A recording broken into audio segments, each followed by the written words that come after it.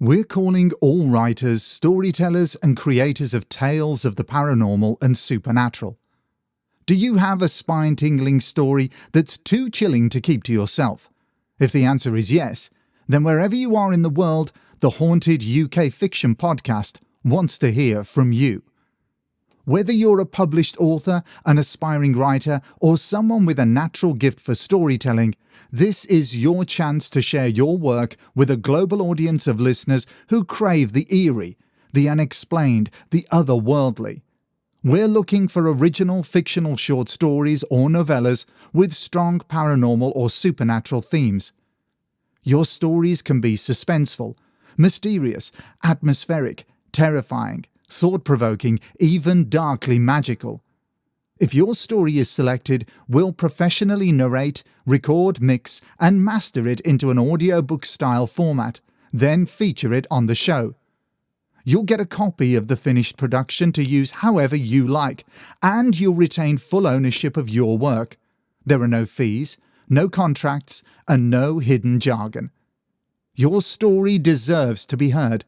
Whether it's a tale that's been haunting your notebook for years, or maybe something that you're finally ready to unleash, this is your chance to bring it to life.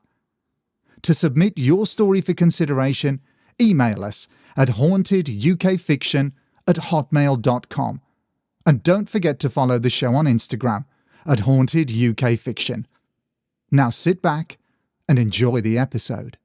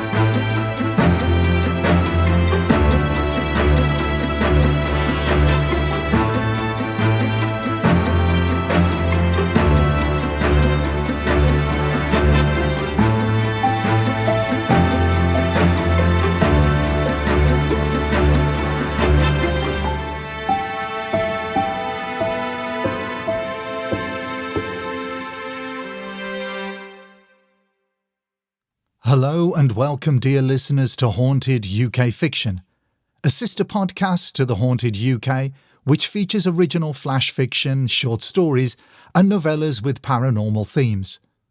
All stories you will hear were written by a collection of talented writers, authors, and storytellers, both independent and professional.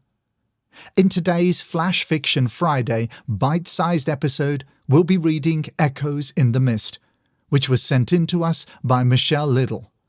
This story is an adapted version from her book Echoes in the Mist, Tales of a Highland Seer. In addition to writing, Michele is the podcast host of Shell's Spooky Stories. Her primary influence is Gothic horror writer Darcy Coates. So get comfortable, grab a little something to sip on, perhaps cuddle up under a blanket to help offset the chills coming your way. And let's dive into the story. The Highlands whisper their secrets, but are you ready to listen? Eilidh MacKenzie always knew she was different. Raised in a quiet Scottish village cradled by hills and lochs, her childhood was shaped by the whispers of her great-grandmother. Stories of second sight, banshees crying by the river, and the mist that wasn't just mist. Most folk rolled their eyes.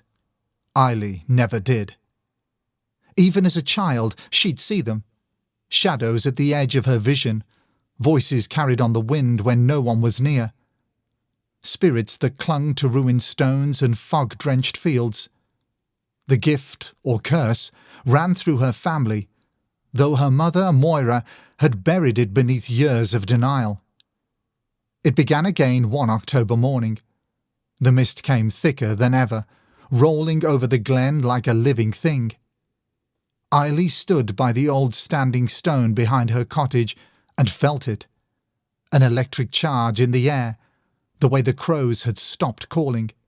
Something had shifted. That night, the dreams returned. In them, her great-grandmother stood at the edge of a loch, face half in shadow. "Eilidh," she whispered, "you must remember who you are. It's waking." She woke trembling. The air around her bed felt damp, heavy with the smell of peat smoke and something older, like the inside of a sealed crypt. Over the following days, strange things stirred. Animals fled the woods. A local farmer's dog vanished, and in the ruins of the ancient kirk, a child claimed to see a woman in black, face veiled, standing among the graves. Eilidh felt it too. The veil between worlds was thinning.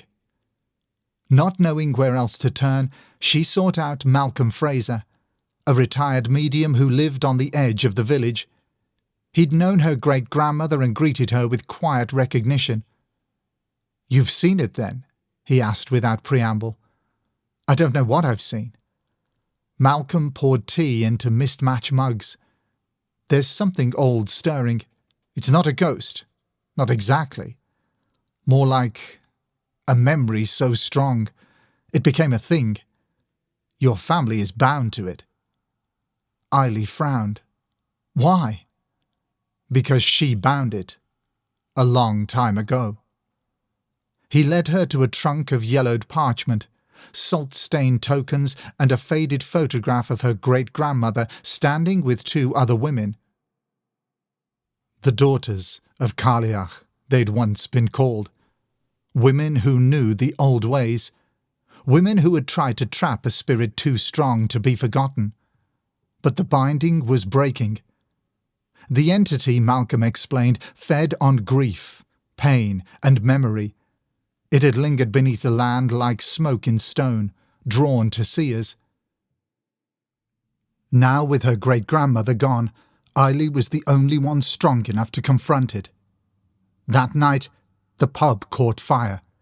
No one could explain the sudden blaze, but Eilidh heard it. Beneath the crackle of flames, a voice whispering her name in the smoke. She could no longer hide. Donning her grandmother's shawl, stitched with runes she didn't fully understand, she returned to the standing stones. The mist was thick again, and the air pulsed like a heartbeat. She stepped inside the circle. Time folded. She was no longer in her time, but in a vision, a memory of the past. The village lay before her, untouched by modern life, and in the middle of the stone circle stood a man cloaked in shadow. His face was a blur, but his voice was clear. "You bear her mark," he said. "You carry her blood."